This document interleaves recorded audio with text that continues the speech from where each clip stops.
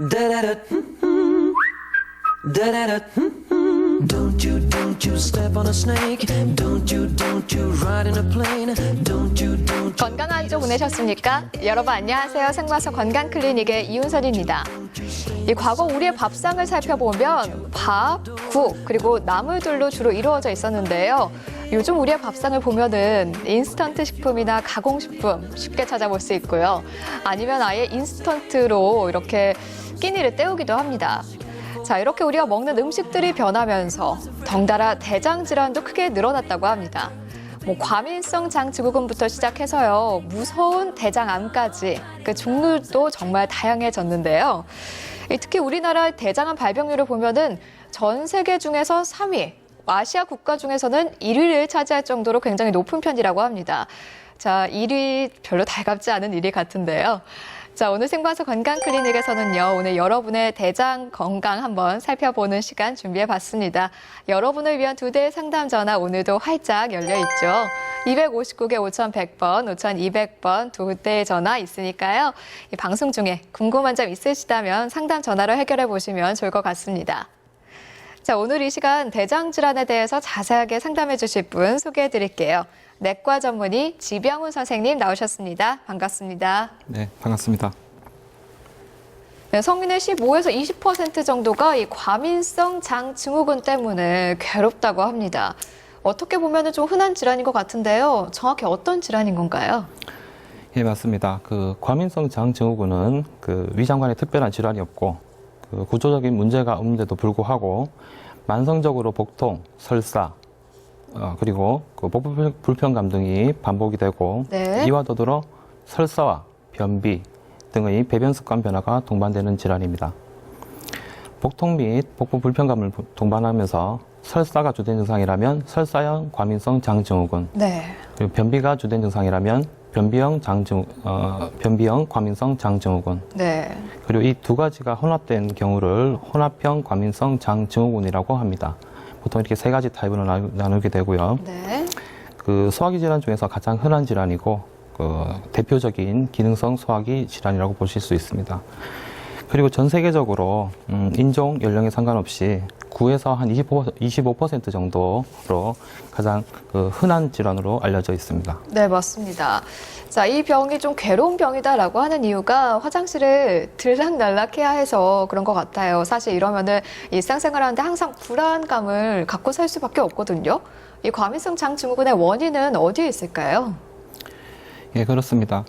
이러한 질병들이 어떻게 발생하는지 여러 가지 연구들도 많이 진행되고 있지만, 네. 아직 명확하게 어떤 기준으로 명확하게 발생하는지 설명하기는 좀 어렵습니다. 준비된 그림을 보고 설명드리겠습니다. 네. 먼저 네 가지의 큰 원인들이 있을 수가 있는데, 위장관 운동의 변화, 그리고 내장 과민성, 네. 그리고 장내 세균 이상, 그리고 정신사회학적 요인 네 가지로 보통 설명이 됩니다. 네. 조금 더 부연 설명을 드리면, 소장 및 대장이 과도하게 수축하거나 장이 너무 민감하거나 또 장이 뇌와 직접 신호 전달을 주고받기도 하는데, 이것이 비정상적이거나, 그리고 자율신경계 이상이 있거나, 그리고 면역이 과도하게 활성화되고 육안으로 보이지 않는 미세한 염증들이 존재하는 경우에 다양한 기전들이 제시되어 왔는데, 이들이 복합적으로 작용하여 발생하는 것으로 추측하고 있습니다. 네. 한편 정신적 스트레스는 과민성 장증후군을 유발하거나 악화시키는 주요한 원인입니다. 네. 중요한 시험을 앞두고 직장 생활에서 안 좋은 일들을 겪는 등 스트레스 상황에서 복통과 배변 양상의 변화가 동반되면서 보통 우리가 신경성이라고 말을 네, 맞아요. 네. 그렇죠? 이러한 스트레스에서 과도하게 민감한 것이 바로 과민성 장증후군의 발병의 가장 주된 인자라고 보시면 되겠습니다. 네. 그러니까 변비가 나타나는 분도 있고 설사가 나타나는 분도 있고 둘 다 나타나는 분도 있는 거잖아요. 네, 맞습니다. 그 외에 또 증후군, 이 과민성 장증후군의 증상들 어떤 것들이 더 있을까요? 예, 준비된 그림을 보면서 설명드리겠습니다. 네. 보통 전형적으로 만성적으로 반복적인 복통과 배변 양상의 변화를 들 수가 있습니다. 네. 건강하던 사람이 어느 날 갑자기 간헐적인 아랫배 통증을 찾아오는 것으로 시작돼서 평소보다 훨씬 더 자주 배변을 하게 되고, 일단 화장실을 가고 싶다고 느끼게 되면 곧바로 화장실로 달려가야 하는 상황이 발생하기도 합니다. 네.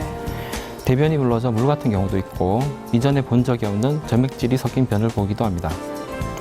때때로 배가 불러오고 가스가 꽉 찬 느낌을 들기도 하고 복통은 배변을 하고 나면 사라지는 경우가 대부분입니다. 네. 그러나 잠시 후 다시 복통을 느끼게 되고 이러한 경우에 화장실에 가도 변이 나오지 않아 오히려 본인은 변비라고 느끼는 경우도 있습니다. 그 복통 및 복부 팽만감과 설사 혹은 변비 등의 증상이 서로 번갈아 생겼다 없어졌다를 반복하게 됩니다. 네. 일부 환자는 그 매일 증상으로 인해서 고통을 받지만 일부에서는 한동안 증상이 소실되는 기간을 경험하기 때문에 스트레스에 대한 장건의 정상적인 반응이 아닐까라고 본인이 받아들이실 수가 있습니다. 네. 여성 환자들에 대해서는 특히 또 생리 전이나 중간 중에 증상이 또 심하게 또 이게 재발하는 경우가 많이 있습니다. 네. 증상을 심하게 호소해도 일반적으로 이 과민성 장 증후군은 그 오전에 주로 많이 나타나기 때문에 야간의 통증으로 수면을 못 하시는 경우는 거의 없는 걸로 되어 있습니다. 네.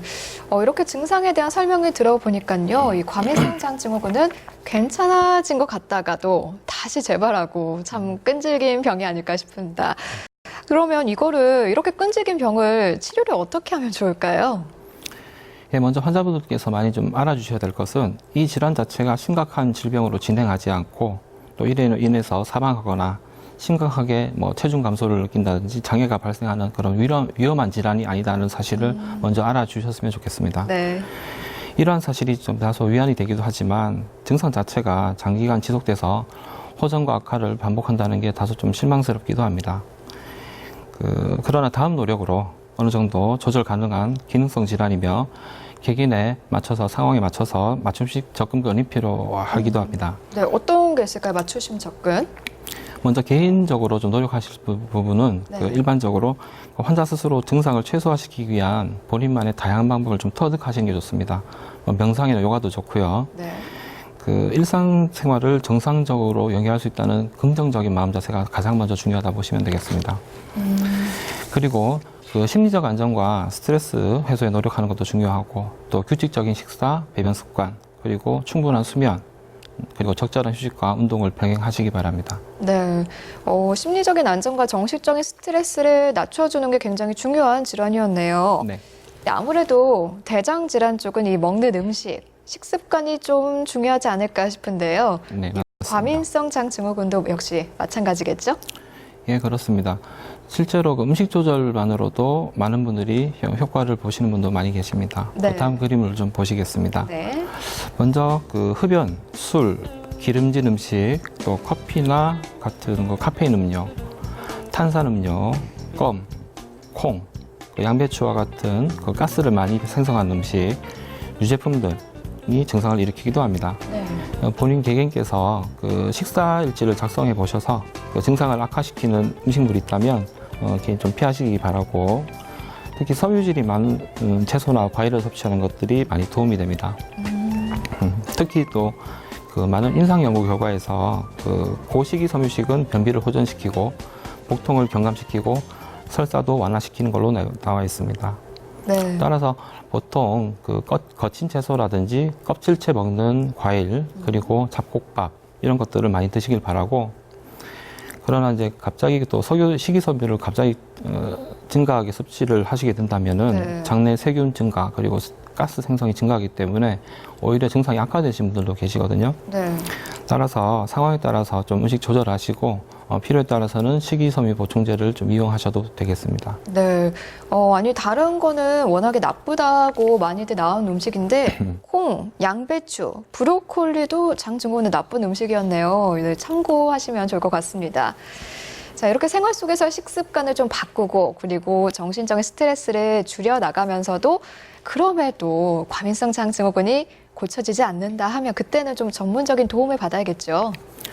예, 그렇습니다. 이러한 치료들을 기본으로 하시고, 네. 그래도 증상이 좀 지속되고, 좀 본인이 불만족스럽다 하시면 병원을, 가까운 병원을 좀 찾으시기 바랍니다. 네. 저희들이 진료 현장에서 많이 쓰는 약들은 주로 진경제라든지 지사제, 또 변비약, 또 항우울제. 우울제도 있네요. 네, 맞습니다. 그리고 최근에 이제 세로토닌 3형, 4형 수용체 기량제, 그리고 요즘 또 많이 각광받고 있는 그 프로바이오틱스 있죠. 네. 그 생중인제 같은 것들도 많이 복용하실 수 있습니다. 네. 그리고 또 만성질환이기 때문에 본인들께서 꾸준한 치료가 필요합니다. 그리고 또 흔하지는 않지만 간혹 그 정신과적 치료가 조금 필요한 경우도 간혹 있습니다. 네.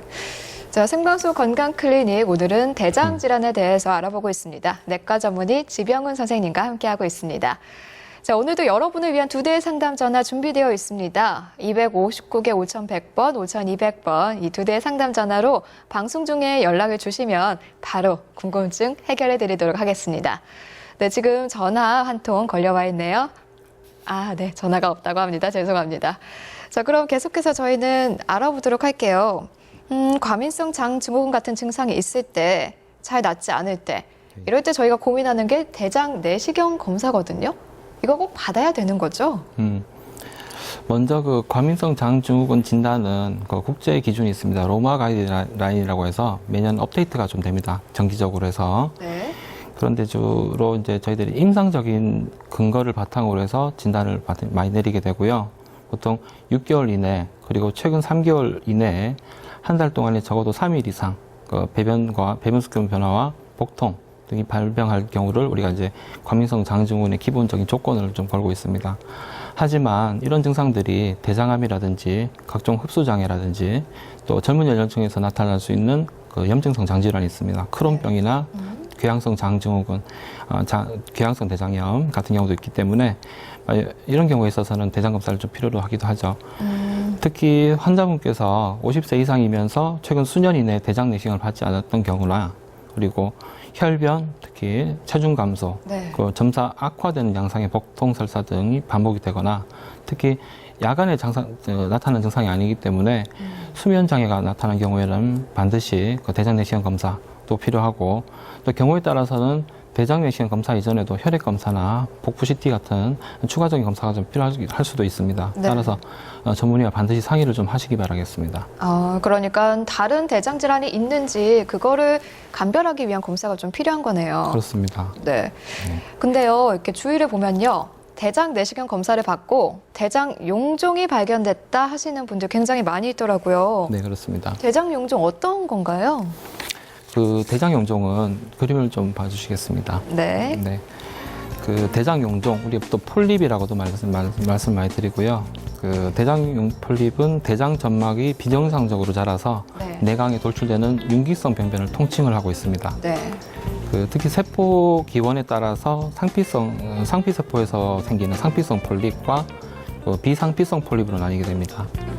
그리고 또 다시 악성화 가능 여부에 따라서 신생물성 폴립과 비신생물성 폴립으로 나눕니다. 네. 보통 환자분들께서 말씀하시는 그 폴립은 보통 이제 상피성 폴립을 주로 얘기를 하고 있고요. 네. 그 상피성 폴립은 선종성 폴립, 또 보시다시피 과형성 폴립, 그 연소성 폴립, 염증성 폴립 이렇게 나눠집니다. 뭐가 굉장히 많네요. 많죠? 네. 이 중에서 대장암의 전구 병변인 그 성종성 폴립만 우리가 이제 신생물성 폴립이라고 하고 나머지는 비신생물성 폴립이라고 하고요. 또 아래쪽 보시면 그 비상피성 폴립 같은 경우는 우리가 점막하 종양 또는 점막하 병면이라고 합니다. 네. 표면은 정상인데 안에서 이제 내강에서 이제 올라오는 경우가 있는데요. 여기 이제 지방종, 유암종, 평활근종, 림프관종 등이 포함됩니다. 흔하지는 않지만 이런 것들도 용종으로서 좀 저희가 분류를 하기도 하죠. 예. 근데 용종을 좀 무서워하는 이유가 암이 될 수 있기 때문이다라고들 말하시거든요. 네, 그렇습니다. 네, 이 대장 용종 나타나면 바로 좀 미리미리 알면 좋을 것 같은데요. 어떤 증상들이 나타나게 되나요? 예, 먼저 또 그림을 좀 보여드리겠습니다. 네. 대부분은 사실 용종은 증상이 없습니다. 아, 없어요? 예, 없고요. 그 대장 조형 검사나 대장 내시경 등의 검사 과정에서 대부분 우연하게 발견되는 경우가 거의 대다수라 보시면 돼요. 네, 맞습니다. 그 특히 이제 증상이 나타나는 정도가 되면은 흔한 것이 이제 보통 유관적인 직장 출혈이라든지 대변 자멸 검사에서 양성이 나오는 경우가 많고 드물게 막 변비설사 복통도 나타날 수는 있어요. 네. 그리고 혈변 같은 경우에는 1cm 이상일 때 나타난다고 돼 있고 설사 같은 경우에는 그 육모선종, 이제 조직 검사에서 육모선종이 나왔을 때 이것이 직장에 있는 경우 3cm 이상인 경우에 설사가 많이 나타나게 되고요. 간혹 가다가 이제 용종 사이즈가 되게 커질 때 폐쇄 증상이 나타난 경우도 있습니다. 예, 네, 그렇습니다. 그렇군요. 그리고 또 매우 드물게 네. 암성 변화를 동반하거나 폴립이 큰 경우에는 이제 아까 말씀드렸듯이 그 대장 일부가 그 맞거나 비특이적이지만 그런 아까 말씀드렸던 변비, 설사 등의 증상들이 또 나타나실 수가 있습니다. 네. 자, 지금 이번에는 진짜로 상담 전화 걸려와 있습니다. 바로 연결해 보도록 할게요. 네, 여보세요? 여보세요? 네, 안녕하세요. 예. 예, 어떤 증상 있으신가요? 여기 내가 용전을 네. 작년 10월 달인가 9개를 띠냈는데 네. 뭐 약성은 아니라 하고 음성이라 하는데 근데 어쩐지 방구가 자꾸 나와요. 방구가. 네. 방구가 자꾸 나오는 건 왜 그런가 싶어서 한번 상담해 보려고. 네. 방구랑 용종 떼는 거랑 어떻게 관련이 있나요? 용종 자체는 네, 말씀하십시오. 네. 네. 방구가 자꾸 나와서. 네. 네. 네. 왜 그런 거 모르겠어요. 네. 제가 이제 콩팥을 하나는 못 쓰거든요. 오래됐습니다. 네. 예. 그래서 그런 긴가 용종을 한 9개 띠는데 뭐, 내일 그 수는 없다고 이제 이렇게 갔는데. 예, 사실 어머니가 잘 들었습니다. 실제로 용종하고 가스하고는 큰 차이는 이제 나는 거 큰 상관은 없으세요. 그리고 용종이 9개 떼셨으면은 작년 10월달에 하셨다 하셨죠? 예. 예, 그러면 올해 10월달에 한번 더 받아보시고요. 예. 가스 나온 올해요? 올해 꼭 받으십시오. 10월 안쪽으로 받으시고 또 다른 증상 있으시면 조금 당겨서 검사를 좀 받으세요. 그리고 가스 나온 부분은 아마 어머님께서 과민성 장 증후군이 같이 동반되신 것 같습니다. 그래서 그 부분은 장이 안 좋아요? 예, 과민성 장 증후군이라고 아까 처음에 말씀드렸던 그겁니다. 네. 한 가까운 병원 좀 내원하셔서 필요하시는 부분 좀 상담 좀 하시고 네. 좀 스트레스 같은 거 좀 많이 줄이시고 그렇게 하시길 바라겠습니다. 예. 네. 그럼- 네, 감사합니다. 그러면 새로 이제 가서 상담 한번 해볼까요? 예, 네. 꼭 상담해 보시고 대장 내시경 꼭 올해 안으로 받기 바라십니다. 예. 네. 네. 감사합니다. 네, 오늘 예. 전화 고맙습니다. 네, 계속해서 바로 다음 전화 연결하도록 하죠. 네, 여보세요? 예, 여보세요? 네, 안녕하세요. 예. 네, 어떤 증상 있으신가요? 배요, 위인간 뽀뽀가 있지. 예. 네. 뽀뽀가 쫙 꽉 차갖고, 조금만 먹어도 배가 너무 불러가고, 좀, 견디기가 힘이 들고, 소화가 안 되고, 배가 하면서 아프고 그렇습니다. 네. 선생님 어떻게 보시나요? 예, 보통 우리가 과민성 장 증후군이 대장 질환으로만 생각을 하시는데 그것도 네. 대장에서 생기는 병들이기 때문에 대장에서만 증상이 있을 거라고 생각을 하시지만 실제로 많은 부분에서 우리 위장, 상부 위장관하고도 많이 겹치는 증상들이 많이 나타납니다. 방금 말씀하신 부분 보니까 그 부분도 충분히 과민성 장 증후군에 해당되는 그런 사안이기 때문에 혹시 검사를 안 받아보셨더라면 위하고 대장 검사를 꼭 받아보시고 일단 상담을 좀 먼저 받아보시기 바랍니다. 예. 조금만 먹어도 배가 부른 이것도 그러면 과민성장 증후군의 증상이었네요? 예, 경우에 따라서 이제 변비 같은 것들이 너무 심한 분들을 계시거든요. 네. 이제 숙변이 많이 남아있기 때문에 실제로 밑으로 이제 식사를 해도 가스라든지 내용물들이 배출이 안 된 경우가 많이 있습니다. 그런 것들이 쌓이면서 장기적으로 장 운동이 또 약화되고 이러면서 음식물들이 충분히 소화되지 않는 경우가 있거든요. 네. 그래서 과민성 장 증후군의 부차적인 증상으로 보시면 되고 많이 겹칩니다. 예. 네, 어머니 병원은 아직 안 가보신 거죠? 병원도 갔습니다. 가고 대장 내시경도 하고 위도 네. 내시경하고 했는데도 4년도 1월 달에 했거든요. 예. 네. 그런데도 좀 도시 또 안 좋아갖고. 예. 그럼 선천적으로 약하다라고 볼 수도 있을까요, 장이? 보통 선천적으로 약한 분도 많이 계시겠지만 주로 고령의 여성분들 같은 경우에는 이제 활동량이 많이 줄어듭니다. 사실 아까도 말씀드렸지만 과민성 장 증후군은 치료가 보면은 운동 같은 것도 병행이 돼야 된다고 말씀드렸거든요. 네. 네. 아무래도 여자분들 같은 경우에는 몸 안에 공간이 좀 좁아요. 그리고 그렇죠. 같은 길이의 장기 길이인 사람마다 그렇게 차이가 없거든요. 그래서 그럼 더 많이 꼬여 있겠네요. 그렇죠. 많이 고있기 네. 때문에 또 그런 부분도 있고 또 장 힘도 많이 떨어져 있을 겁니다. 네. 그리고 고령 환자분들께서는 동반 질환도 많고 드시는 약도 많이 있으세요. 맞아요. 그래서 네. 그런 것들 자체도 충분히 그런 증상들 나타내실 수 있기 때문에 약 조절도 좀 하시고 하시는 게 중요할 것 같아요. 그래서 병원을 좀 방문해 주시기 바랍니다. 네, 네. 병원을 한 번 더 가보시고요. 또 이제 집에서 혼자 꾸준히 운동을 하는 게 많은 도움이 되지 않을까 맞습니다. 싶네요. 예, 맞습니다. 네, 어머니 오늘 전화 고맙습니다. 예, 아이고 감사합니다. 네, 감사합니다. 감사합니다. 네, 계속해서 다음 전화 연결하도록 하죠. 네, 여보세요? 여보세요? 네, 안녕하세요. 네. 예. 이게요, 그 4월 달에 네. 제가 검진을 받았는데, 네. 그 위 내시경을 했는데, 위하수증이라더라고요. 예. 근데 위하수증 결과 받고 나서 계속 밥 먹을 때마다 밥 먹으면 계속 배가 아프거든요. 네. 배가, 윗배가 너무 아파가, 이렇게 새벽에 또 배고프고 굴 정도로 아프거든요. 아, 예. 그래서 계속 그래서 이거 어떻게 해야 되는지. 아, 밥을 못 먹겠어요. 밥을 먹으면 항상 아파, 배가. 네, 힘드실 것 같은데요. 음. 선생님 상담해 주시죠. 보통 보면 이제 과민성 장증후군의 대부분 증상들은 야간에 나타나지는 않습니다. 주로 오전에 많이 나타나시게 되거든요. 네. 그리고 또 네. 사실 그 위하수증이라는 것도 그 병 명칭이 그 위의 해부학적 구조가 조금 늘어난 경우, 기저부가 늘어난 경우를 많이 하수증이라고 많이 하세요. 그래서 네. 그 하수증이라는 우리 또 이 말 자체를 들으시면서 그 자체 스트레스를 받아서 더 하신 분도 계시고요. 네. 분명 그런 경우에는 이제 약물 치료 같은 것도 좀 도움을 좀 받으셔야 될 것 같아요. 일단은 그 야식과 식사 패턴 같은 거 좀 조절을 하시고요. 네. 아까 말씀드렸듯이 뭐 이렇게 과민성 장증후를 악화시킬 수 있는 여러 가지 음식들이 있어요. 그래서 조미료가 많이 들었다든지 인스턴트 제품이라든지 이런 것도 좀 가급적 피해 주시고 네. 또 간혹 또 술, 담배 같은 경우 또 음주 많이 하신 분도 그러실 수가 있고 평소 때 갑자기 직장 생활이 바뀌었다든지 위치가 바뀌었다든지 연고지 이전을 했다든지 주변 환경이 변했을 때 좀 그런 경우가 많이 있거든요.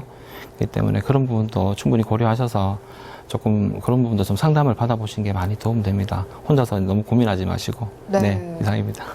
네. 네, 한번 병원을 가보셔야 될 것 같습니다. 아, 그러면 검진병원에 가서 이렇게 상담 다시 받고, 약 먹을 정도는 그때 아니라 해가지고, 네, 아, 밤마다 이렇게 아프니까, 밥을 먹으면 아파요. 아침 먹어도 아프고, 점심 먹어도 아프고, 네. 그럼 계속 아프니까. 안 먹을 순 없잖아요. 그렇죠? 예, 네. 그러니까 먹을 때마다 아프니까, 윗배가 너무 위에가 아프니까, 네. 피부가 이렇게 아프듯이, 그 병원에서는 뭐 약 먹고 따로 위가 많이 터졌으니까 소식을 하라더라고요. 소식을 하거든요. 제가 술, 담배 아예 안 하고. 네. 밥만 먹으면 배가 아프니까 너무 힘든 거 있죠. 안 먹을 수도 없고, 해가지고. 좀 다시 그 병원에, 검진센 병원에 한 번 더 가봐야 되죠. 예, 한번 가보시고 실제로 환자분께서 말씀하시는 그 증상들을 진료 현장에서 정말 많이 보거든요. 그래서 반드시 그 위뿐만 아니라 또 장 운동을 좀 촉진시켜주는 여러 가지 약제들이 있습니다. 많이 좋은 약들 많이 개발되어 있기 때문에 한번 네. 만나셔가지고 예, 그렇게 한번 상담 받아보시기 바랍니다. 예. 네. 아, 네, 설명 감사합니다. 네, 네. 오늘 전화 고맙습니다. 네. 네. 자, 생방송 건강클리닉 오늘은 내과 전문의 지병훈 선생님과 함께 대장 질환에 대해서 알아보고 있습니다. 뭐 변비, 설사, 복통 등의 증상을 가진 과민성 장증후군부터요. 아주 무서운 대장암까지 오늘 다양한 대장 질환 알아보고 있으니까 궁금한 점 있으시다면 259개 5100번, 5200번 두 대의 상담 전화로 전화 주시면 좋을 것 같습니다. 자, 그럼 저희 계속해서 대장 용종 알아보도록 할게요. 네, 이런 대장 질환 용종이 좀 굉장히 흔한 질환이라고 하셨잖아요. 네.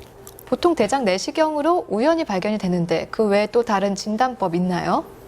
예, 그렇습니다. 그 다음 그림 한번 봐주시기 바랍니다. 네. 그 보통 제가 세 가지 그림 제가 준비를 했는데요. 네. 그 왼쪽 보시는 것이 이중바륨 대장 조영술입니다. 그리고 우측 아래가 우리가 보통 많이 하는 대장 내시경이고요. 최근에는 CT를 이용해서 그 가상 대장 조영술을 통해서 진단하는 경우도 있습니다. 네. 그렇지만 이런 여러 가지 검사들이 있는데 실제로 대장 내시경 검사가 대장 전체를 직접 관찰할 수 있고 또 조직 검사나 폴립이 발견됐을 때 즉시 저희가 치료가 가능하기 때문에 가급적이면 힘드시더라도 그 대장 검사 좀 하시기 바라겠습니다. 네. 예. 이 대장 용종이 일단 뭐 암은 아니잖아요. 사실 딱 놓고 말을 했을 때. 네, 그렇죠. 그냥 놔두면은 이게 문제가 될까요? 그 먼저 저희가 이제 대장 폴립이 발견이 되면 그 가능한 먼저 제거를 하는 것을 추천을 드립니다. 네. 왜냐하면 그 선종성 폴립 아까 말씀드렸지만 그 암으로 진행할 수 있는 전구병변이 되겠습니다. 하지만 제가 육안적으로 아무리 잘 보더라도 실제로 선종이 아닐 거라 생각하고 조직 검사를 했을 때 선종이 나온 경우가 아주 자주 있거든요. 네. 그래서 반드시 제거를 해주시고 필요하다면 좀 폴립 절제술을 받는 것들이 추천이 되고 있습니다. 네. 그 폴립 절제는 대장 내시경 검사와 같은 동일한 방법으로 대장 내시경으로 항문으로 삽입한 다음에 그 생경 겸자나 올가미 등 내시경 부속 기구를 통해서 제거를 하게 됩니다. 네. 추가적으로 너무 사이즈가 되게 작은 병변이라든지 아까 같은 그 용종 절제술을 하고 남은 자매 병변들은 그 고주파를 이용해서 조직을 소작하는 전기 소작법을 이용하기도 합니다. 폴립의 크기가 크고 그 악성 변화가 의심되는 경우에는 확실하게 절제할 면을 확보할 수 있는 그 내시경적 점막 절제술이나 점막하 박리술을 시행하겠습니다. 다음 그림 보시면요. 네. 이제 대장 용종 절제술을 이제 도식화한 그림입니다. 먼저 대장에 여러 층이 있는데 점막하층으로 해서 저희가 이제 색소와 그다음에 지혈제를 믹스한 용액을 갖다가 주사를 하게 됩니다. 네. 그래서 병변을 좀 띄우고 저런 과정이 있어야 출혈이라든지 천공 같은 것들이 좀 줄어들거든요. 올리고 나서 저렇게 올가미 C 그림을 보시면 올가미를 걸어서 이렇게 떼내게 되죠. 예, 그리고 다음 그림 보시면 실제로 이제 시술하는 과정을 좀 사진을 옮겨놓은 겁니다. 아까 도식한 그림과 똑같고요. 네. 그 용종이 있을 때 이렇게 순서대로 저 파란색이 이제 우리가 병변을 경계를 볼 수 있는 저런 용액이 되겠습니다. 용액 때문에 파란색이 된 거네요. 그렇죠. 네. 하고 안에 또 지혈제도 섞여 있거든요. 그래서 저 지혈을 하게 되면 이제 떼게 되더라도 출혈이나 천공을 좀 발생률을 적게 되고 네. 절제면이 높으면 저게 추가적으로 저희가 클립으로 출혈을 또 예방을 한 경우도 있습니다. 예. 그다음 다음 그림을 보시면 아까 말씀드린 것은 점막 내시경적 점막 절제술이고 네. 지금 보시는 거는 점막하 박리술이라고 있습니다. 이것은 보통 2회지 3cm 이상 이제 넓은 병변이라든지 크게 돌출된 병변 같은 경우에는 올가미로 잡기가 좀 어렵고 아무래도 출혈 천공 가능성이 높기 때문에 저렇게 내시경적 특수한 나이프를 이용해서 박리술을 시행하는 경우도 있습니다. 네. 그리고 이제 폴립의 크기가 작고 동반 질환이 없는 경우에는 이제 입원을 하지 않고 이제 외래에서 시행하는 경우가 대부분이고요. 그리고 실제로 이제 장천공이나 출혈된 합병증이 예상이 되는 경우에는 저희가 이제 입원을 시행해서 하는 경우가 있습니다. 네. 일단 용종이 발견되면은 일단은 제거하는 쪽으로 현재 치료가 많이 이루어지고 있다고 합니다. 네, 앞서서 이 용종이 굉장히 종류가 다양했잖아요. 네, 꼭 암으로만 다 발전하는 게 아니라 암이 되지 않는 용종도 있단 말씀이신 거죠? 예, 맞습니다. 그 대부분의 대장암은 선종성 폴립으로 발생하는 것으로 나와 있습니다. 물론 뭐 과증性폴립이나 염증성 폴립이 전혀 아닌다고는 하지 않지만 네. 보통 학회에서 발표하기로는 선중성 폴립은 추후에 10년에서 20년 정도 지나면 반드시 암으로 진행하는 걸로 그렇게 되어 있고요. 선종성이요? 네. 그렇죠. 선종성 폴립이 대장암으로 진행한다고 이제 저희가 주장하는 근거는 네. 선종의 유병률이 높은 지역에서 그 대장암의 유병률이 높고 그다음에 대장 선종으로 진단 시의 평균 연령이 대장암 진단의 평균 연령보다 보통 5년에서 10년 정도 젊습니다. 아, 네. 그리고 또한 그 대장암과 선종은 그 대장 내 위치가 대부분 일치하고 특히 선종의 크기나 숫자가 많을수록 대장암 발생 위험이 높다고 보고가 돼 있거든요. 그래서 대장암의 크기가 작을수록 암 조직 또한 그 대장암의 크기가 작을수록 또 주변에 암 조직을 포함하는 주변 면적이 넓어지고 네. 그 선종성 조직이 둘러싸고 있는 것이 흔히 발견되고 있습니다. 대장암 조직 주변에서요. 네. 그래서 또한 대장 내시경 검사에서 발견되는 선종을 제거해주면 특히 대장암 발생률이 많이 이제 예방할 수 있다라고 많이 보고가 되고 있습니다. 네. 네, 앞서 이 상담 전화에서도 보면요. 용종을 이미 제거한 후에도 그게 끝이 아니라 계속해서 또 검사를 받고 그래야 되더라고요. 맞습니다. 재발도 잘 되는 것 같고요. 뭐 언제 그러면은 1년 단위인가요? 아니면 6개월 단위인가요? 어떻게 검사를 받으면 될까요? 예, 참 저희도 이제 진료하면서 참 고민을 많이 하는 부분이기도 하고 또 이것들을 이제 국제적인 가이드라인을 좀 많이 이제 제시를 하고 있는데 네. 그 대장 내시경으로 선종을 발견하고 난 후에 제거한 후에는 대장의 또 다른 부에서도 나타날 가능성 고려해서 추적 검사를 보통 시행을 하게 됩니다. 네. 그 폴립이 다른 부에도 발생할 확률은 그 추적 검사 간격에 따라서 한 20에서 5% 정도 있다라고 돼 있습니다. 선종의 재발률은 첫 번째 대장 내시경의 개수가 첫 번째 대장 내시경 검사했을 때 선종의 개수가 많았던 경우 보통 네. 구체적으로 한 3개 이상 그리고 선종의 크기가 1cm 이상, 그리고 조직 검사를 했을 때 유모 손종이라든지 또 중증 이형성이 있는 경우, 특히 또 고령인 경우에도 재발이 높다고 알려져 있습니다. 그 적절한 경영에 대해서는 국제 가이드라인이 있긴 하지만 또 개인에 따라 위험도가 다 틀리고 일률적으로 정할 수 없기 때문에 꼭 반드시 전문의와 상의해서 결정하시기 바라겠습니다. 네, 그러니까 제거를 했다고 안심하지 마시고요. 꼭 이제 그 전문의와 함께 얼마 뒤에 검사를 받으러 오세요 하면 꼭 그 기간 맞춰서 가야 될 것 같습니다. 자, 생방송 건강클리닉 오늘은 내과 전문의 지병훈 선생님과 함께 대장 질환에 대해서 알아보고 있습니다. 자, 오늘도 여러분을 위한 2대 상담 전화 준비되어 있는데요. 259개 5100번, 5200번 2대 상담 전화 열려 있습니다. 참고하시고 궁금한 점 있으시다면 바로 상담 전화 해주시면 좋을 것 같네요. 자, 지금 전화 걸려와 있는데요. 바로 연결해 보도록 하죠. 네, 여보세요? 네, 네, 안녕하세요. 안녕하세요. 수고합니다. 아, 감사합니다. 어떤 증상 있으신가요? 요즘 와서 배변이 색깔이 회색이 진하게 되다가 지금은요, 네. 검은색으로 색깔이 나와서 겁이 나가지고 한번 진찰로 받으러 간 적이 있었어요. 예. 예, 있었는데 혹시 위에 무슨 출혈이 있으면은 검은색이 네. 변한다고 해서 위 내시경을 한번 받아봐라 해서 한번 받아봤더니 위는 아무 이상이 없고 깨끗하대요. 네. 그래서 거기서 약을 조금 처방을 받았는데 역시 크게 뭐 도움은 안 되고 전처럼 너무 검지는 안 해도 여전히 색깔이 색이 좀 이상하시네요. 예. 그래서 선생님하고 상담을 한번 해봤으면 싶어갖고. 네, 전화 잘 주셨습니다. 배변 색깔이 또 건강 상태를 의미하잖아요. 네, 선생님. 그렇습니다.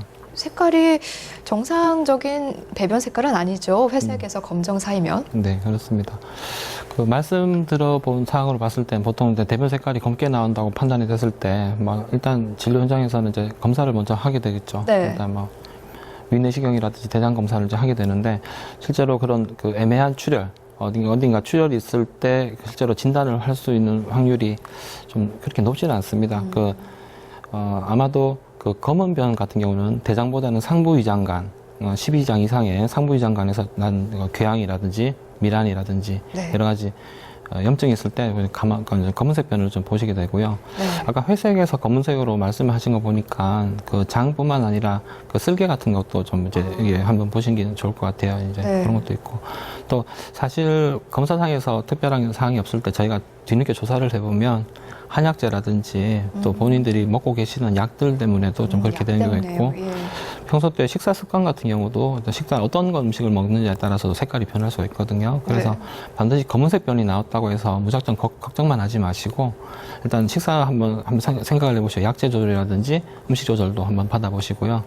위 대장 검사를 다 받아보셨고 그런데 아무 문제가 없다면은 추가적으로 마지막으로 한번 해볼 수 있는 것들이 이제 소장 캡슐 내시경이 있어요. 그래서 그런 것들도 한번 고려를 해보시기 바라겠습니다. 네. 네. 일단 그러면 위 내시경은 하셨으니까 대장 내시경을 하시고 그럼에도 잘 모르겠다면 소장 내시경을 예, 위부터 말씀하시는 예, 그렇죠. 소장. 예, 그렇죠. 소장 내시경. 소장은 이제 캡슐로 하거든요. 그래서 그리고 근데 실제로 발견되는 확률은 그래 높지는 않습니다. 일단 한번 그게- 받아. 네. 뭐 예, 최근에 근데 어떤 한약재 드시는 건 없으신 거죠? 예, 한약 먹는 것도 없고 식사도 제가 참 이래 참고적으로 조심스럽게 먹는 편이고 나이가 지금 70서이거든요. 네. 예. 그런데 이래 뭐 여러 가지 아직 약 먹는 게 하나도 없습니다 지금. 아. 없는데 이제 여태까지 변을 잘 보고 아침에 자고 나면은 단 한 번에 이렇게 변을 보고 이랬는데 어느 순간에 요즘 와서 조금 이런 일이 생기니까 좀 답답해서 그래 전화를 했습니다. 네. 그렇다면 이제 최근에 특별한 식단의 변화가 없었다면은 말씀해주신 내시경 검사들 그죠? 네. 한번 받아보시면 좋을 것 같습니다. 대장 내시경을요. 그죠? 네. 대장 내시경. 대장 검사 해보시고 추가로 예. 그 까만 변이 피인지 아닌지도 감별하기 중요하거든요. 그래서 예. 빈혈이 있는지도 한번 확인해 보시고 철분 검사도 받아보시고 한번 해보십시오. 네. 예. 네. 꼭 한번 고맙습니다. 병원 가보시길 네. 바랄게요. 네. 고맙습니다. 네, 오늘 예. 전화 고맙습니다. 네. 네, 계속해서 다음 전화 연결하도록 하죠. 네, 여보세요? 네, 여보세요? 네, 안녕하세요. 네, 안녕하세요. 예. 고맙습니다. 아, 감사합니다. 어떤 증상 있으신가요? 예, 제가 아니고 제 남편이 73세인데요. 네. 2013년도에 7월달에 위암 조기 진단을 받아 수술했거든요. 네. 근데 이제 작년 6월달에 네. 대장 내시경도 했는데 용종이 나왔어요. 네. 용종이 너무 커가지고 입원 치료를 하루 하고 용종을 떼는 남 이상이었었고요. 네. 올 4월부터 갑자기 대변을 설사를 계속 하고 요즘은 막 밖에 나갈 때 네. 불안해서 못 갈 정도로 자주 대변을 보거든요. 네. 예. 네, 선생님 어떻게 보시나요? 먼저 보시면 지금 제일 불편한 증상이 설사시거든요. 설사는 아니고 이게 소화가 많이 안 돼서 나오고요. 소화가 안 돼서 나온다, 그죠? 네. 소화가 안 되고. 그러니까 위절제. 죄송합니다. 점액질도 좀 나온 것 같아요. 근래 혹시 뭐 환경이 바뀌었다든지 이렇게 뭐 이사를 하셨다든지 그러진 않으십니까? 아니요, 전혀 그런 건 없고요. 약 같은 거에 갑자기 변했다든지 그런 건요? 약은 기존에 위암 수술했기 때문에 거기서 상담을 받아가지고 거기서 이렇게 처방대로 먹고 있었거든요. 일단은 우리가 이제 위절제술이라든지 복부 수술 이후에 나타나는 설사들은 우리가 이제 우리 위를 절제할 때는 우리가 상부에 소화 효소를 분비하는 여러 가지 췌장이라든지 네. 담도 이런 부분에도 좀 영향을 가할 수밖에 없어요. 회부가 구조적으로. 말씀하신 패턴은 물론 이제 대장에서 설사나 이런 것들 이제 관련돼서 말씀하실 수 있겠지만 아무래도 예전에 위절제술을 하셨기 때문에 그런 소화의 효소 분비장 같은 것들에 조금 이제 그런 것들도 좀 장애가 있을 수 있기 때문에 그런 부분으로 좀 접근을 하시는 것도 좀 현명한 방법일 것 같아요. 그래서 일단 한번 담당하시는 선생님 계시죠? 네네. 예, 한번 여쭤보시고 또 그때 또 맞는 또 약들이 있으세요. 그래서 한번 약을 좀 변경을 해보시거나 받아보시기 바라고 아무래도 좀 마음 편하게 스트레스 받지 마시고 이렇게 진료를 이런 해야 증상이 됩니다. 과민성 대장 증후군이 맞습니까?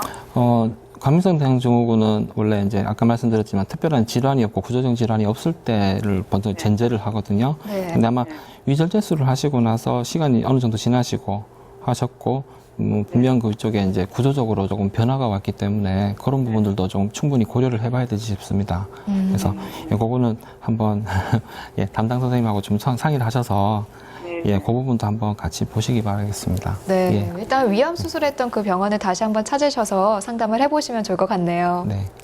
고맙습니다. 네, 오늘 전화 감사합니다. 고맙습니다. 네, 계속해서 바로 다음 전화 연결할게요. 네, 여보세요? 여보세요? 네, 안녕하세요. 예, 수고하셨습니다. 네, 어떤 증상 있으신가요? 예, 제가 이제 11년도에 11년도에요? 네. 대장 검사해가지고 용종을 떼냈는데요. 네. 또 13년도에 또 이제 용종을 또 이제 내시경 해가지고 또 제거 수술했어요. 또 하셨어요? 근데 금년에 또 이제 건강검진을 또 해야 되는데, 네. 몇 년마다 검사를 해야 됩니까? 예. 이 부분이요. 네, 맞습니다. 보통 아까 말씀드렸듯이 추적 검사 기간은 딱 국제 기준은 정해져 있는 건 있지만 실제 진료 현장에서는 저희가 좀 국제 기준보다는 조금 짧게 가져가는 경우가 좀 많이 있습니다. 아까 환자분들께서 말씀하셨듯이 작년에도 뗐고 올해도 뗐고 또 재작년에도 뗐는데 왜 자꾸 생기냐 이렇게 하시는 분이 계시는데 사실 대장 용종을 찾으면서 내시경을 하면서 확률이 보고마다 좀 틀리긴 하지만 한 95% 정도 있는 경우가 있어요. 그리고 너무 작은 케이스 같은 경우에는 좀 자라는데 시간이 걸리기 때문에 눈에 안 보이는 경우가 있거든요. 네. 그래서 그런 부분도 있기 때문에 개개인적으로 그것은 하셨던 분들한테 가셔서 꼭 꾸준히 계속 받아보시는 게 좀 좋습니다. 여기에 안 됐다고 또 딴 데 가시고 이렇게 하시면 오히려 그게 또 이제 본인한테 더 비용 면이거나 여러 가지 면에서 좀 좀 그게 안 좋거든요. 그래서 받으셨던 병원과 선생님 찾아가셔서 꾸준히 그냥 정기적으로 개인 맞춤형으로 좀 받아보시면 좋겠습니다. 네. 그런데요, 네. 여기 네. 내시경 안 하고 초음파로다가 이제 검사를 하면 나옵니까? 용종이요? 예. 아까 용종 크게 발견할 수 있는 진단 방법이 아까 세 가지 크게 대표적인 말씀드렸고요. 그 네. 초음파로는 이제 그 대장을 보기가 참 어렵습니다. 그래서 아까 조영술하고 또 CT, 가상 CT 그런 것도 있고 그다음에 이제 대장 내시경이 있는데 사실은 대장 내시경만큼 아직까지 따라오는 만큼 진단 방법은 없으시거든요. 대장, 예, 그렇습니다. 네, 일단 예. 네, 힘드시더라도 감사합니다. 조영술로. 네, 감사합니다. 네. 네, 생방송 건강클리닉 오늘은 내과 전문의 지병훈 선생님과 함께 대장 질환에 대해서 알아보고 있습니다. 여러분을 위한 2대 상담 전화 259개 5100번, 5200번으로 궁금한 점 있으면 전화 주세요. 자, 그럼 저희는 이제 대장 용종 다 알아봤고요. 다음 질환으로 넘어가도록 하겠습니다. 자, 이거 가장 두렵고 정말 가장 위험한 대장 질환이 이거라고 다들 생각을 하실 것 같습니다. 바로 대장암인데요. 자, 대장암 어떤 질환이라고 할 수 있을까요? 예, 그렇습니다. 그 대장암은 그 보통 이제 결장 또는 직장에서 발생하는 악성 종양을 대장암이라고 말합니다. 네. 대부분 그 점막에서 발생하고요. 그다음에 암이 발생하는 위치에 따라서 결장에서 발생하면 결장암, 그 직장에서 발생하는 경우는 직장암이라고 합니다. 네. 다음 그림 한번 보시겠습니까? 예. 그리고 이제 보건복지가족통계연보에 따르면 그 2012년도에 국내에서 대장암 발생률은 인구 10만 명당 남자 69.3명, 여자는 45.9명입니다. 지금 순위도 보면은 이 남자는 2위, 여자는 3위시고요. 네, 높네요. 높죠. 네. 그리고 그 99년부터 2012년까지 평균적으로 연간 남자분들은 5.6%, 여자는 4.3%의 계속 증가 추세를 보이고 있습니다. 그리고 대장암 사망 케이스도 2013년도에는 8,270명 정도 나왔어요. 그래서 폐, 간, 위 다음으로서 네 번째로 높은 걸로 돼 있고 점점 이것도 좀 증가하고 있는 추세입니다. 대장암 비율이. 네. 예. 자, 우리나라의 대장암 발생률이 아시아 국가 중에서 1위다라는 보도 얼마 전에 접했는데요. 근데 이 대장암이 이렇게 아시아 국가에서 늘고 있는 이유, 바로 서구화된 식습관 때문이다라는 말이 있더라고요. 네, 그렇습니다. 그 대장암 원인은 크게 환경적인 요인도 있고 네. 또 유전적인 요인으로 나눌 수도 있습니다. 특히 또 식사와 대장암 관련된 부분은 가장 많이 연구된 분야이고 특히 이제 강한 상관관계가 있는 것들이 고열량 섭취, 그다음에 동물지방 섭취, 섬유소 섭취 부족, 비만 등과 같은 것들이 대장암 발생과 강하게 연관성이 있는 것으로 나와 있습니다. 네. 또 아까 이제 말씀하실 때 대장암 때문에 사망한 사람이 굉장히 많았거든요. 그 사망률이 좀 높다고 볼 수 있을 것 같은데요. 근데 이게 초기에 특별한 증상이 없어서 더 무서운 암이다라고 하는 거죠? 네, 예, 맞습니다. 그 암 자체가 모든 암도 마찬가지지만 초기에는 증상이 잘 안 나타납니다. 특히 이제 그렇지만 이제 대장암에 의해서 보통 복통이라든지 혈변, 대변 습관 변화, 설사 변비 등이 이제 나타나게 되면은 네. 이런 증상들이 나타나는 상태에서 그 대장암 경우에는 10명 중 한 3명 정도가 수술이 불가능한 정도로 전이가 된 경우가 많이 있습니다. 이미. 예, 그렇죠. 그래서 따라서 증상이 없는 분들을 대상으로 그 대장암 조기에 발견하고자 하는 것들이 대장암 검진입니다. 일반적으로 대장암 가족력이 있거나 없거나 대장암 위험 요인이 없는 50세부터 이제 우리가 대장암 검진 대상자가 되겠습니다. 그럼 반대로 대장암 가족력이 있거나 대장암의 위험 요인이 있으면 더 일찍부터 50세 이전부터 검사를 받아야겠네요. 예, 그렇습니다. 네. 그렇다면 이 대장암의 진단 방법, 용종과 마찬가지로 검사 방법이 딱 하나만 있진 않고 좀 몇 개 있을 것 같은데요. 예, 맞습니다. 그 우리 대장암 검진 방법으로는 아까도 말씀드렸던 그런 이제 우리가 대변 자멸 검사, 네. 그다음에 이중 바륨 조형 관장술, 그다음에 대장 내시경, CT 대장 조영술, 그리고 구불 창자 내시경 검사 등이 있습니다. 그렇지만 이중 대장 내시경 검사가 아까 용종과 마찬가지로 가장 정확하고 정밀한 검사 방법이 되겠습니다. 네. 그리고 바로 제거할 수도 있기 때문에 이를 통해서 대장암 예방 효과까지 노릴 수가 있습니다. 우리나라에서는 2004년도부터 국가암검진센터에서 예방 사업을 시행하고 있고, 특히 이제 50세 이상에서 매년 대변 자멸 검사 시행하고, 양성인 경우에는 대장 내시경 검사 및 또는 이제 이중 조형 발륨 조영술 검사가 공고하고 있습니다.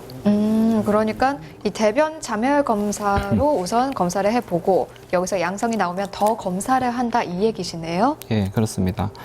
그 대변 자멸 검사는 양성이 나오게 되면은 이제 우리 대장암에서 나온 출혈을 대변에서 진단하는 우리가 검사 방법입니다. 네. 따라서 대변 자멸 검사가 양성이라는 것은 대장암 유전 가능성이 다소 있기 때문에 추가적으로 반드시 대장 검사를 받으시는 게 유리하겠습니다. 네. 역시 대장 내시경 검사의 가장 큰 목적은 대장암을 예방하는 게 아닐까 싶습니다. 근데요, 이 대장 내시경 검사를 하는 게 준비 과정이 참 힘들더라고요. 뭐 장 세척제도 먹어야 하고요. 또 검사하고 나서 물을 많이 마셔야지 또 그 세척제가 잘 나온다 이렇게 들었거든요. 네. 근데 이거를 또 쉽게 할 만한 건 아닌 것 같은데요. 그렇죠. 네. 참 이런 것들이 많이 힘들고요. 실제로 우리가 대장 내시경 검사를 받기 위해서는 적게는 3리터에서 4리터 정도 가까운 많은 양의 물을 맞네요. 네. 네, 맞습니다. 이제 검사 전날부터 복용을 하고 집에서 장을 피운 뒤 병원을 내어야 한다는 그 수고로움 때문에 대장 내시경 검사를 받기를 다들 꺼려하시는 건 사실입니다. 네. 그렇지만 이 장 세척, 이 장을 정결하는 부분이 아주 대장 검사의 아주 중요한 키고요. 네. 정확한 진단과 또 안전한 시술을 위해서라도 반드시 그 장 정결은 해주셔야 됩니다. 다음 그림을 좀 봐주시겠어요? 예. 네. 하지만 이제 실제로 이제 굳이 바쁜 직장인께서 일정 쪽에서 휴가 반차를 이용해서 검사 일정을 잡은 뒤 장 세척을 하게 되는데 중간에 약 복용이 힘들어서 실제로 다 못 드시고 온 분들 많거든요. 예.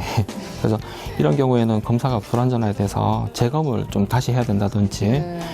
또 검사 전으로 좀 심하게 복부 불편감을 복통을 호소하시는 분들이 많으세요. 그리고 시술을 하게 되면은 시술 절단면 사이에 감염증을 발생할 수 있기 때문에 출혈이라든지 이런 합병증들이 좀 증가하게 됩니다.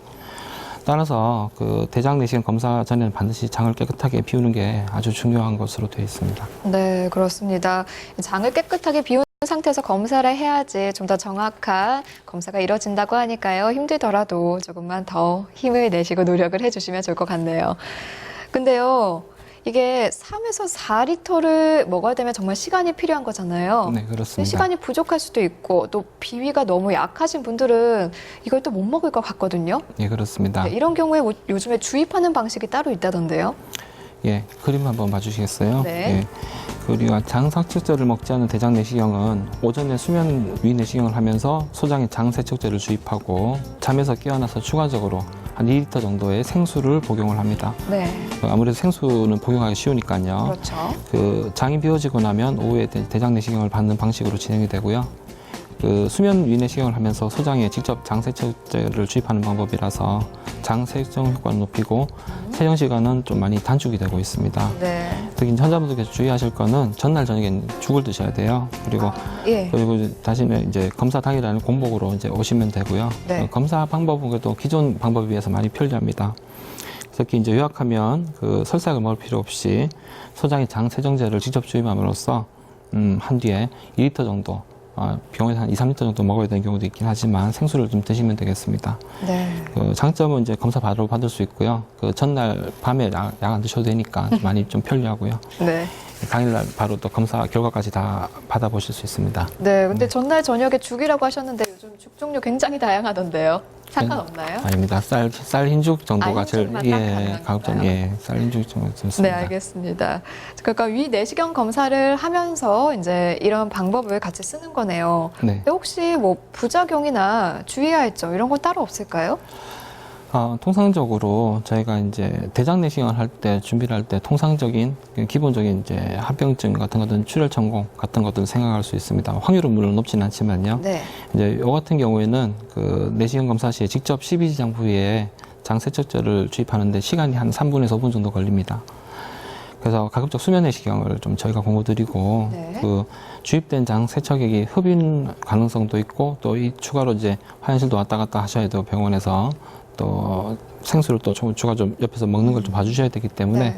가급적 보호자분들께서 좀 동반을 해주셨으면 좋겠습니다. 네. 그리고 추가적으로 한 70세 이상의 고령이시거나 예. 그리고 신장 질환 있으신 분들께서는 조금 이제 흡인성 폐렴이라든지 신기능 저하 등의 합병증이 생길 수 있기 때문에 조심해야겠네요. 그런 예. 분들은 이제 저희가 추천은 하지 않고 하겠습니다. 네. 지금 전화 한 통 걸려와 있는데요. 바로 연결해 볼게요. 네, 여보세요? 여보세요. 네, 안녕하세요. 네, 어떤 증상이 있으신가요? 제가 한 3년 정도 됐거든요. 예. 대장 수술한 제가요. 예. 올해 지금 내가 이제 대장 내시경 했는데 네. 10개 정도가 뛰냈다고 이래 나오대요. 용종이 있다고 나왔어요. 예, 용종이 10개 정도. 예, 예, 예. 예, 그래서 용종이 생기는 일이 이제 체질이 많이 생긴다고 이렇게 이야기를 하던데 그게 그래서 그런 거죠. 예. 네, 어떻게 보시나요, 선생님? 이것은 지금 말씀하신 내용을 보니까 일단 기본적으로 유전적으로 가족성 용종 증후군이라고 해서 그 용종이 좀 다발성으로 생기는 그런 이제 그런 유전적 요인이 좀 있으신 것 같습니다. 네. 그래서 요거는 이제 10개, 한 9개 정도 떼셨다면 실제로는 이제 제일 큰 것들만 아마 떼셨을 거예요. 네. 제일 큰 것들만.